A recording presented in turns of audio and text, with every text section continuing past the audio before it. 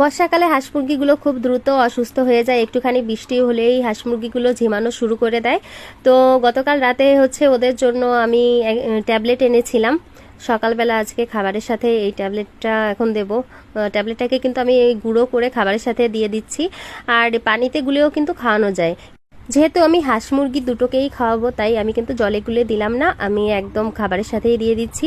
আর আমি কিন্তু সবসময় বাসি পচা খাবার ওদেরকে দিই না, আমি গরম গরম খাবার দেওয়ার চেষ্টা করি। তো সকালবেলা ভাতের মারটা দিয়ে কিন্তু আমি আজকের খাবারটা বানিয়ে নিচ্ছি। তোমাদের দাদা আমাকে হেল্প করতে কিন্তু এই যে চলে এসেছে। তো এই যে গরম ভাত নিয়ে আসলাম, গরম ভাত, খুদ, কুড়ো, ভুসি আর হচ্ছে ফিড। তো এইগুলো মিশিয়ে কিন্তু আমরা খাবারটা তৈরি করি। আর এখন কিন্তু ওদেরকে ছেড়ে দিচ্ছিলাম। গতকাল রাত্রে বৃষ্টি হয়েছিল, তো উঠোনটা ভিজা ভিজা ছিল, তারপরে ওদেরকে ছেড়ে দিলাম। দেখো সবগুলো একদম দৌড়ে দৌড়ে খাবারের কাছে চলে এসেছে। সকালের দিকটায় ওদের একটু খিদে বেশি থাকে, তার কারণে ওরা খাবারের জন্য এরকম করে। আর খাবারের বালতি হাতে দেখলেই ওরা পাগলের মতো খাওয়া শুরু করে দেয়।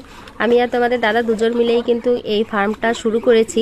খুব অল্প হাঁস দিয়েই শুরু করেছি, জানি না কি হবে, তবে আমাদের এই খামারটা বড় করার অনেক ইচ্ছে আছে। তো তোমাদের দাদার উৎসাহেই কিন্তু আমি সব থেকে বেশি উৎসাহিত হয়েছি।